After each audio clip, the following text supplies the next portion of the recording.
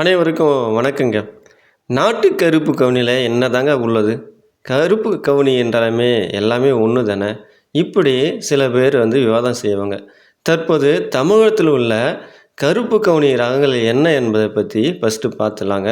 தமிழகத்தில் தற்போது புழக்கத்தில் உள்ள கருப்பு கவுனி ரகங்கள் பார்த்திங்கன்னா, நாட்டு கருப்பு கவுனி, செட்டி நாட்டு கவுனி, பர்மா கவுனி, தாய்லாந்து கவுனி, அசாம் கவுனி, கோ 57 இது பல்கலைக்கழகத்தில் உற்பத்தி பண்ண ரகங்க.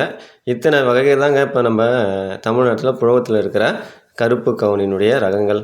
நபார்டு வங்கியின் சார்பாக ஆடுதுறை ஆராய்ச்சி நிலையத்தில் அனைத்து வகையான கருப்பு கவுனி நெல் ரகங்களை ஆராய்ச்சி செய்தாங்க.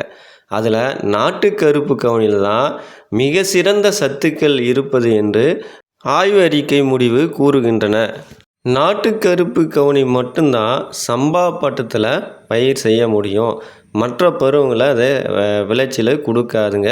அதே போல் தூய மழை நீரில் வளமாக வளர்ந்து அதிகமான மகசூலை கொடுக்குற ஒரு ரகம்தான் இந்த நாட்டு கருப்பு கவுனி. மற்ற ரகங்கள் எல்லா பருவத்திலும் விளையக்கூடிய ரகமாகவே இது காணப்படுகின்றன. கருப்பு கவுனி அரிசியை சாப்பிட்றதுனால நம்ம உடலுக்கு என்ன பயன் கிடைக்கும் என்பதை பற்றி இப்போ பார்க்கலாம் வாங்க.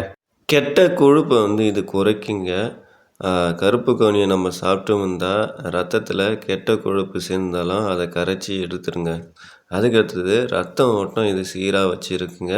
குறிப்பாக இதயத்தில் இருக்கிற இரத்த நாளங்களில் ஏற்படுகின்ற கெட்ட கொழுப்பை இது கரைச்சி எடுத்து ரத்த ஓட்டத்தை நமக்கு சீரான முறையில் வச்சுக்கும். இந்த கருப்பு கவுனி அரிசியில் ஆந்தோசைனின் என்ற நிறமி அதிக அளவில் காணப்படுறதுனால உடம்புல சேர அனைத்து கொலஸ்ட்ராலையும் கெட்ட கொழுப்பையும் கட்டுப்படுத்தும் ஆற்றல் கொண்டவையாக இது செயல்படுகின்றன.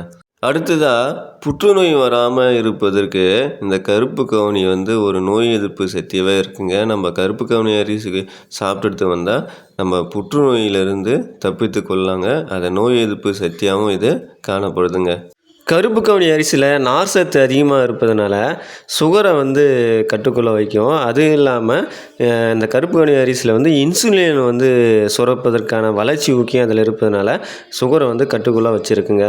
ஒவ்வாமை ஏற்படாமல் இருப்பதற்கு கருப்பு கவுனி அரிசி ஒரு முக்கிய காரணமாக இருக்குங்க. கீழ்வாத நோய் வராமல் இருப்பதற்கும் கருப்பு கவுனி அரிசி ரொம்ப யூஸ்ஃபுல்லாக இருக்குங்க. கருப்பு கவுனி அரிசியில் எந்த மாதிரியான உணவுப் பொருட்களை செஞ்சு நம்ம சாப்பிடலாம் என்பதை பற்றி இப்போ பார்க்கலாம் வாங்க.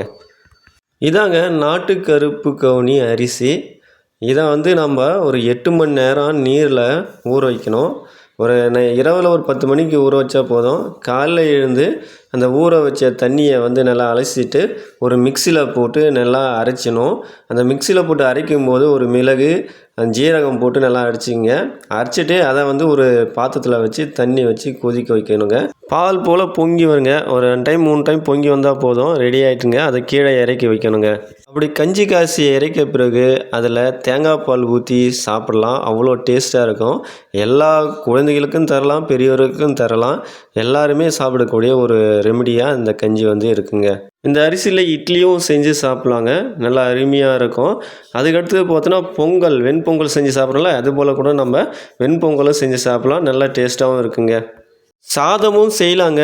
அது ரொம்ப நேரம் வேக வைக்கணும். அதே போல் ரைஸ் பெருசு பெருசாக இருக்கும், மோட்டாவாக இருக்கும்.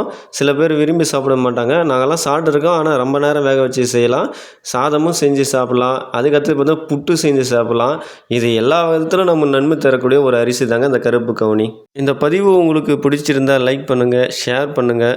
மறக்காமல் நம்ம சேனலை சப்ஸ்கிரைப் பண்ணுங்கள். உங்கள் மேலான கருத்துக்களை கமெண்ட் பாக்ஸில் தெரிவிங்க. நன்றிங்க.